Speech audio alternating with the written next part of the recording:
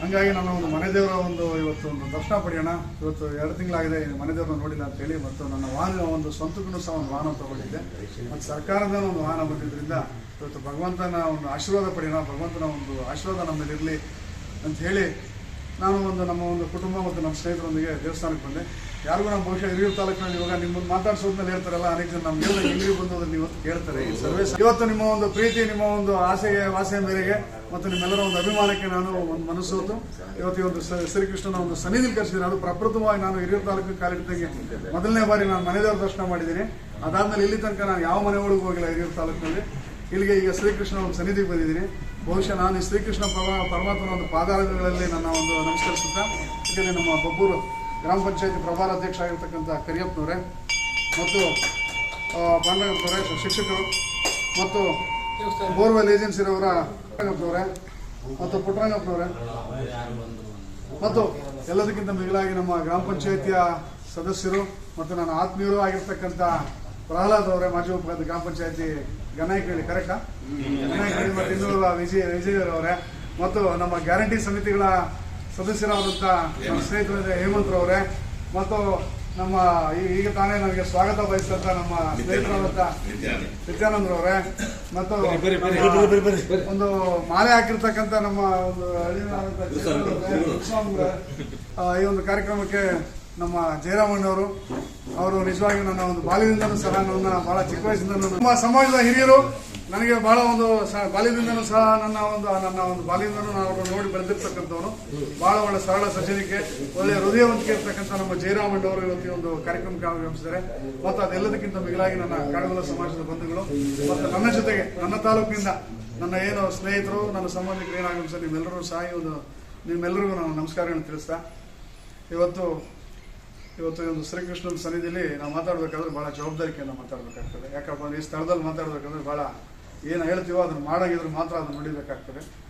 ಬಹುಶಃ ಇವತ್ತು ಕರ್ನಾಟಕ ಸರ್ಕಾರ, ಅದರಲ್ಲೂ ವಿಶೇಷವಾಗಿ ಸಿದ್ದರಾಮಯ್ಯನವರ ಸರ್ಕಾರ, ಉಪಮುಖ್ಯಮಂತ್ರಿಗಳಾಗಿರ್ತಕ್ಕಂಥ ಡಿ ಕೆ ಶಿವಕುಮಾರ್ ಸಾಹೇಬರು ಮತ್ತು ನಮ್ಮ ಕ್ಷೇತ್ರದ ಶಾಸಕರಾಗಿರ್ತಕ್ಕಂಥ ಡಿ ವಿ ಜಯಚಂದ್ರರವರು ಮತ್ತು ಈ ಭಾಗದ ಚಿತ್ರದುರ್ಗ ಜಿಲ್ಲಾ ಉಸ್ತುವಾರಿ ಮಂತ್ರಿಗಳು ಮತ್ತು ಮಂತ್ರಿಗಳಾಗಿರ್ತಕ್ಕಂಥ ಡಿ ಸುಧಾಕರ್ ಅವರು ಮತ್ತು ಅನೇಕ ಜನ ರಘುಮೂರ್ತಿರವರು ಇರ್ಬೋದು ಮತ್ತು ಬಿ ಜಿ ಗೋವಿಂದಪ್ಪನವರು ಇರ್ಬೋದು, ಮೊಳಕಾಲ್ಮೂರಿನ MI ಗೋಪಾಲಕೃಷ್ಣರವರು ಇರ್ಬೋದು, ಅನೇಕ ಜನ ಎಲ್ಲ ಒಂದು ಹಿರಿಯರ ನಮ್ಮ ಜಿಲ್ಲೆಯಲ್ಲಿ ಡಾಕ್ಟರ್ ಜಿ ಪರಮೇಶ್ವರ್ ಸಾಹೇಬ್ ಇರ್ಬೋದು, ಇವರೆಲ್ಲರ ಒಂದು ಮುಖಂಡರ ಒಂದು ಆಶೀರ್ವಾದದೊಂದಿಗೆ ನನಗೆ ಇವತ್ತೊಂದು ಕರ್ನಾಟಕ ರಾಜ್ಯ ಕಾಡುಗೊಲ್ಲ ಅಭಿವೃದ್ಧಿ ನಿಗಮದ ಒಂದು ಅಧ್ಯಕ್ಷ ಸ್ಥಾನ ಕಲ್ಪಿಸಿದೆ. ಇವತ್ತು ಬಹುಶಃ ಸರ್ಕಾರ ನನ್ನ ಒಂದು ಹೆಗಲ ಮೇಲೆ ಇವತ್ತು ಸಮಾಜದ ಒಂದು ಜವಾಬ್ದಾರಿಯನ್ನು ಇಟ್ಟಿರ್ತಕ್ಕಂಥದ್ದು.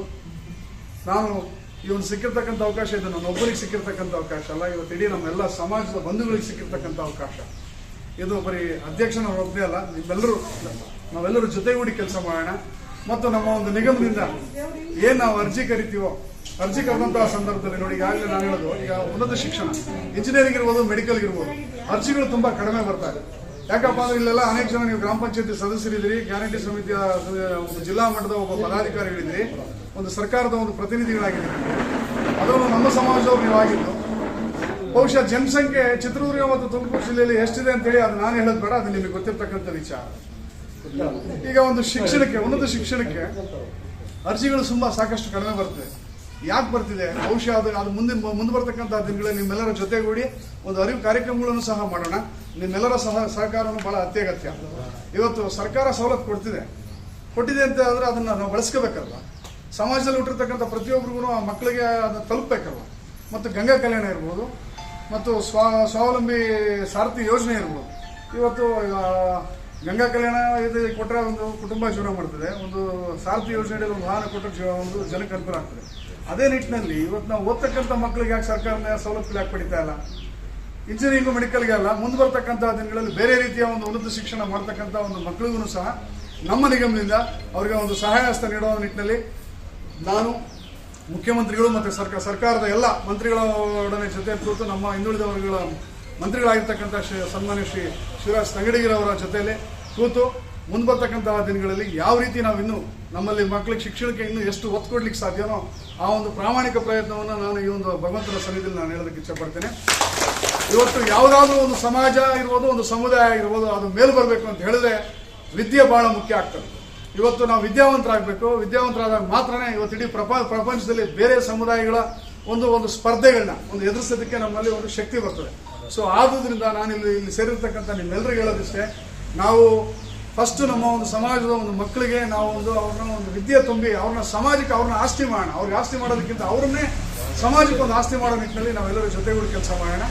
ಮತ್ತು ನನಗೆ ಸಿಕ್ಕಿರ್ತಕ್ಕಂಥ ಅವಕಾಶದಲ್ಲಿ ನಾನು ಎಷ್ಟು ಸಾಧ್ಯನೋ ಅಷ್ಟು ಪ್ರಾಮಾಣಿಕವಾಗಿ, ನೀವು ಎಂತಹ ಸಂದರ್ಭದಲ್ಲಿ ಕರೆದ್ರು ಸಹ, ಆಗಲೇ ನಮ್ಮ ಸ್ನೇಹಿತರು ಹೇಳಿದ್ರು, ಹೌದು ನಿಜ, ಅವ್ರು ಕರೆದ್ರು ಇವ್ರು ಕರೆದಂತ ಸಮಾಜದ ಒಬ್ಬ ಸಣ್ಣ ಹುಡುಗ ಕರೆದ್ರು ಸಹ ನಾನು ಅಲ್ಲಿಗೆ ನಾನು ಬರ್ತೇನೆ. ಸರ್ಕಾರದ ಏನು ಸವಲತ್ತಿದೆ, ಸರ್ಕಾರದ ಅಡಿಯಲ್ಲಿ ಕಾನೂನಿನ ಚೌಕಟ್ಟಿನಲ್ಲಿ ನಾನು ಎಷ್ಟು ನನ್ನ ಶಕ್ತಿ ಮೀರಿ ನಾನು ಪ್ರಯತ್ನ ಮಾಡಬೇಕು. ನಿಜವಾಗಿ ನಾನು ಖಂಡಿತವಾಗಿ ನಾನು ಒಬ್ಬ ಕಾಡುಗೋಡರ ಮಗನಾಗಿ ಇವತ್ತು ಈ ಒಂದು ದೇವಸ್ಥಾನದಲ್ಲಿ ನಿಮ್ಮೆಲ್ಲರಿಗೂ ನಾನು ಮಾತು ಕೊಡ್ತಾ ಇದ್ದೀನಿ. ಎಂತಹ ಸಂದರ್ಭ ಕೆಲವೊಮ್ಮೆ ಫೋನ್ ರಿಸೀವ್ ಮಾಡದೇ ಇರ್ಬೋದು, ಆದ್ರೂ ಸಹ ನೀವು ಯಾರು ಬೇಜಾರಾಗಬೇಡಿ, ಇನ್ನೊಂದ್ಸರಿ ಮಾಡಿ. ದಯಮಾಡಿ ನಾನು ಇವತ್ತು ನಿಮಗೆ ನಿಮ್ಮ ಒಂದು ಕರೆಗಳಿಗೆ ಸ್ಪಂದಿಸೋ ನಿಟ್ಟಿನಲ್ಲಿ ನಾನು ಇರ್ತೇನೆ. ನಿಮ್ಮ ಒಂದು ಕಷ್ಟ ದುಃಖಗಳಲ್ಲಿ ನಾನು ನಿಮ್ಮ ಜೊತೆಲಿ ಇರ್ತೀನಿ. ನಾನೊಬ್ಬ ನಿಮ್ಮ ಮನೆಯ ಮಗನಾಗಿ ಇವತ್ತೇನು ನನಗೆ ಸಿಕ್ಕಿರ್ತಕ್ಕಂಥ ಅವಕಾಶ ಏನಿದೆ, ಅದು ನಮ್ಮೆಲ್ಲರಿಗೂ ಸಿಕ್ಕಿರ್ತಕ್ಕಂಥ ಅವಕಾಶ. ನಾನು ಮತ್ತೊಮ್ಮೆ ಹೇಳ್ತೀನಿ, ನಾವೆಲ್ಲರೂ ಜೊತೆಗೂಡಿ ಕೆಲಸ ಮಾಡೋಣ. ಇನ್ನು ನಮ್ಮ ಸಮಾಜದಲ್ಲಿ ಏನು ಕುಂದುಕೊರತೆಗಳಿದೆ, ಸ್ವಾತಂತ್ರ್ಯ ಪೂರ್ವದನು ಯಾವ್ದಾದ್ರು ಒಂದು ಸಮುದಾಯಕ್ಕೆ ಇವತ್ತು ಏನಾದ್ರು ಅನ್ಯಾಯ ಆಗಿದೆ, ಇವತ್ತು ಮೀಸಲಾತಿಗಳಿಂದ ಏನಾದ್ರು ನಾವು ವಂಚಿತವಾಗಿರ್ತಕ್ಕಂಥ ಯಾವ್ದಾದ್ರು ಸಮುದಾಯ ಇದೆ, ಅದು ನನ್ನ ಕಾಡುಗೋಲ ಸಮುದಾಯ ಅಂತ ನಾನು ಹೇಳೋದಕ್ಕೆ ಇಷ್ಟಪಡ್ತೇನೆ. ಇಲ್ಲಿ ತನಕ ಆಗಿರ್ತಕ್ಕಂಥ ಅನ್ಯಾಯನ ಆಗಿದೆ, ಬಟ್ ಮುಂದೆ ಬರ್ತಕ್ಕಂತಹ ದಿನಗಳಲ್ಲಿ ನಮ್ಮ ಸಮಾಜವನ್ನ ನಾವು ಅಭಿವೃದ್ಧಿಯತ್ತ ಯಾವ ರೀತಿ ನಾವು ಕೊಂಡೊಯ್ಯಬೇಕು. ಇಲ್ಲೇನು ನೀವೆಲ್ಲ ಜನಪ್ರತಿನಿಧಿಗಳು ಏನಿದ್ರಿ, ನೀವೆಲ್ಲರೂ ಸಹ ಇನ್ನೇನು ಕೆಲವೇ ದಿನಗಳಲ್ಲಿ, ಇನ್ನೊಂದು 15 ದಿವಸಗಳಲ್ಲಿ ನನ್ನ ಒಂದು ಬೆಂಗಳೂರು ನಗರದಲ್ಲಿ ದೇವರಾಜ ಅರಸು ಭವನ್ ಎದುರು ಮುಂಭಾಗದಲ್ಲಿ ಒಂದು ಕಚೇರಿ, 2ನೇ ಮಹಡಿಯಲ್ಲಿ ಕಚೇರಿ ಆಗಲೇ ಈಗ ಕೆಲಸ ನಡೀತಾ ಇತ್ತು. ಇನ್ನೇನು ಒಂದು 15 ದಿನಗಳಲ್ಲಿ ಒಂದು ಪ್ರಾರಂಭ ಮಾಡ್ತೀವಿ. ಪ್ರಾರಂಭ ಮಾಡೋಂಥ ಸಂದರ್ಭದಲ್ಲಿ ಮತ್ತೊಮ್ಮೆ ನಾನು ನಿಮ್ಮ ಜೊತೆ ಬರ್ತೀನಿ. ಇನ್ನೊಮ್ಮೆ ಬಂದು ನಿಮ್ಗೆಲ್ಲರಿಗೂ ಒಂದು ಕರೆ ಕೊಡ್ತೀನಿ. ದಯಮಾಡಿ ಇದು ಇವತ್ತಿಡೀ ಅದು ಒಂದು ದೇವಾಲಯ, ಒಂದು ದೇವಸ್ಥಾನ. ಇವತ್ತಿಡೀ ನಮ್ಮ ಒಂದು ಸಮಾಜದ ಏನು ಕಾಡುಗಳ ಕಷ್ಟ ಕಾರ್ಪಣ್ಯಗಳೇನಿದೆ ಅಲ್ಲಿಗಿಟ್ಟು ಅಲ್ಲಿಂದ ನಾವು ಸರ್ಕಾರದ ಮುಖೇನ ನಾವು ನಮ್ಮ ಒಂದು ಸಮಾಜದ ಒಂದು ಕೆಲಸವನ್ನು ಮಾಡೋ ನಿಟ್ಟಿನಲ್ಲಿ ನಾವೆಲ್ಲರೂ ಜೊತೆಗೂಡಿ ಕೆಲಸ ಮಾಡೋಣ ಅಂತ ಹೇಳ್ತಾ, ನನಗೆ ಮತ್ತೊಮ್ಮೆ ನೀವು ಇಷ್ಟೊಂದು ಪ್ರೀತಿ ಅಭಿಮಾನದಿಂದ ಕರೆಸಿ ಇಷ್ಟು ಬೇಗ, ಅದು ಬಹುಶಃ ನಾನು ದೇವಸ್ಥಾನಕ್ಕೆ ಇಲ್ಲಿ ಹಿರಿಯೂರಿಗೆ ಎಂಟ್ರಿ ಆಗಿ ಒಂದು 2.5 ಅವರ್ ಆಗಿರ್ಬೋದು. 2.5 ಅವರಲ್ಲೇ ಇಷ್ಟೊಂದು ಜನ ನೀವು ಕಲಿತು ಹಿರಿಯರು, ಅನೇಕ ಜನ ಹಿರಿಯರು ಇದ್ದೀರಿ. ನಿಮ್ಮೆಲ್ಲರ ಆಶೀರ್ವಾದ ಸದಾ ನನ್ನ ಮೇಲೆ ಇರಲಿ. ನಿಮ್ಮೆಲ್ಲರ ಒಂದು ಆಶೀರ್ವಾದವನ್ನು ತಗೊಂಡು ಮುಂದೆ ಬರ್ತಕ್ಕಂಥ ದಿನಗಳಲ್ಲಿ ಖಂಡಿತವಾಗಿ ನನ್ನ ಶಕ್ತಿ ಮೀರಿ ನಾನು ನನ್ನ ಸಮಾಜ ನನಗೆ ಕೊಟ್ಟಿರ್ತಕ್ಕಂಥ ಜವಾಬ್ದಾರಿಗೆ ನನ್ನ ಪ್ರಾಮಾಣಿಕ ಪ್ರಯತ್ನವನ್ನು ಮಾಡ್ತೀನಿ ಅಂತ ಹೇಳಿ ನನ್ನ ಮಾತುಗಳನ್ನ ಮುಗಿಸ್ತಾ ನಿಮ್ಮನ್ನು ಕರೆಸಿದ್ದಕ್ಕೆ ಮತ್ತೊಮ್ಮೆ ನಾನು ಧನ್ಯವಾದ ಹಿರಿಯ ವಯಸ್ಸಿನಲ್ಲಿ ಆಗಿರುವಂಥ ನಮ್ಮ ಜನಾಂಗದ ಅಧ್ಯಕ್ಷರಿಗೆ ಅಭಿನಂದನೆಯನ್ನು ನಿಮ್ಮ ಎಲ್ಲರ ಪರ, ನಮ್ಮೆಲ್ಲರ ಪರ ತಿಳಿಸ್ತಾ, ಹಿರಿಯರಿಗೆಲ್ಲ ಹೇಳ್ತಾ, ಭಗವಂತ ನೀವು ಈಗ ಹೇಳಿದ್ರು ನಿಮಗೆ ಯೋಗ ಕೊಟ್ಟಿದ್ದಾನೆ. ನಮ್ಮ ಜನಾಂಗಕ್ಕೆ ಏನೇನು ಮಾಡಬೇಕು ಅಂತ ನೀನು ಇವಾಗ ಅದು ಉಳಿಸ್ಕೊಂಡು ನಡೆಸ್ಕೊಂಡು ಹೋದರೆ ಸಾಕು ಅಂತ ನಾನು ಹೇಳ್ಕೊತಾ ಇದ್ದೀನಿ.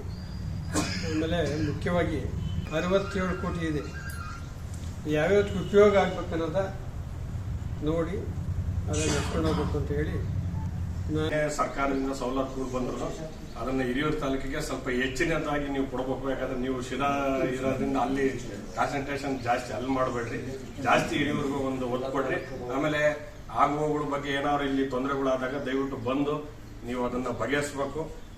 ಅಯ್ಯಪ್ಪ ಮಾಲಾಧಾರಿಗಳಿಗೆ ವಿಶೇಷ ಕೊಡುಗೆ. ಶಿರಾ ತಾಲೂಕಿನ ಬರಗೂರಿನ ಬಸ್ ನಿಲ್ದಾಣದ ಸಮೀಪ ಮಾತಾಜಿ ಟೆಕ್ಸ್ಟೈಲ್ಸ್ನಲ್ಲಿ ಅಯ್ಯಪ್ಪ ಶಬರಿ ಮಾಲಾಧಾರಿ ಭಕ್ತರಿಗೆ ಈ ವರ್ಷ ವಿಶೇಷ ಕೊಡುಗೆ. ವಸ್ತ್ರ ಮತ್ತು ಮಾಲೆ ಹೋಲ್ಸೇಲ್ ದರದಲ್ಲಿ, ಪೂರ್ಣ ಉಡುಗೆ ಕೇವಲ 470 ರೂಪಾಯಿಗಳಲ್ಲಿ ದೊರೆಯುತ್ತದೆ. ಅಯ್ಯಪ್ಪ ಮಾಲಾಧಾರಿಗಳಿಗೆ ವಿಶೇಷ ಕೊಡುಗೆ. ಶಿರಾ ತಾಲೂಕಿನ ಬರಗೂರಿನ ಬಸ್ ನಿಲ್ದಾಣದ ಸಮೀಪ ಮಾತಾಜಿ ಟೆಕ್ಸ್ಟೈಲ್ಸ್ನಲ್ಲಿ ಅಯ್ಯಪ್ಪ ಶಬರಿ ಮಾಲಾಧಾರಿ ಭಕ್ತರಿಗೆ ಈ ವರ್ಷ ವಿಶೇಷ ಕೊಡುಗೆ. ವಸ್ತ್ರ ಮತ್ತು ಮಾಲೆ ಹೋಲ್ಸೇಲ್ ದರದಲ್ಲಿ, ಪೂರ್ಣ ಉಡುಗೆ ಕೇವಲ 470 ರೂಪಾಯಿಗಳಲ್ಲಿ ದೊರೆಯುತ್ತದೆ.